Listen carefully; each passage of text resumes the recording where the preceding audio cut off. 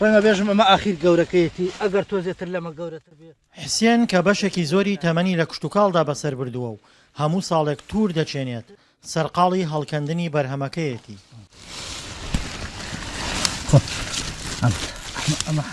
توور یەکێکە لەو بەروبوومە کشتتوکاڵیانەی جوتیارانی گەرمیان بایەخێکی زۆر بە چاندنی دەدەن و بەرهەمەکەشیان ناوبانگی لە بازاڕەکاندا دەرکردووە.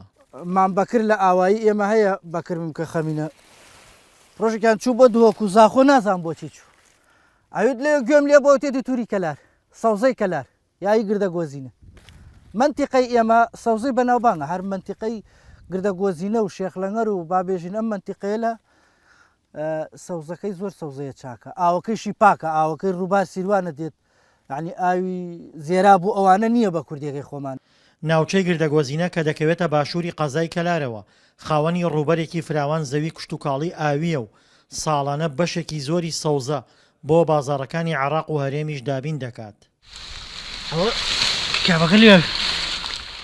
جیاوازی تووری ئەم ناوچەیە لەگەڵ ناوچەکانی تردا تام و چێژەکەیەتی کە تووری ئەم ناوچەیە شیرین و ئاودارە. خەڵک لە کفریۆ تێبەلامان جاروایە لە سمودەوە لە خانەقینەوە لە قەلار جاروایە حتا ئەجە تاتوو لە بازاڕنەوە توورەکە ناکەم تۆم دەستگرت خۆمانە ئاوپا گردەگۆزنێ چواردەوری سیاجە ئێمە لە بازار زۆر جیاوازترین ئێمە.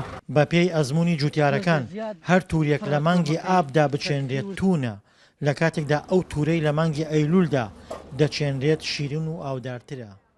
لەسەر داخوازی خەڵکەمێک ئەم توورە تێرین و بە تایبەت لە وەرزی زستانە. گرفتی گەورەی جوتیارەکان هەرزانی نرخی توورە بە جۆرێک نرخی دیاریکراوی لە بازاردا نییە.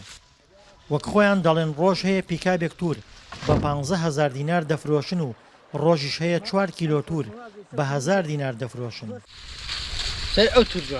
گرفتی گەورەی حسێن گران ساغ بوونەوەی توورە لە بازاڕەکاندا. ئێستا من ئەم توورەمە کردیە بۆ نمونە با بڵێن دۆنمێک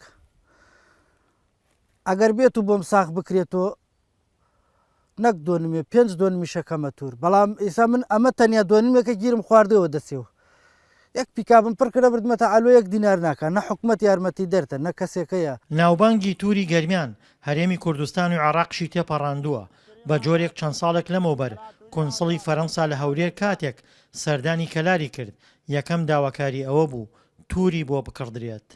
دڵشادە نوارە دەنگی ئەمریکا گەرمیان.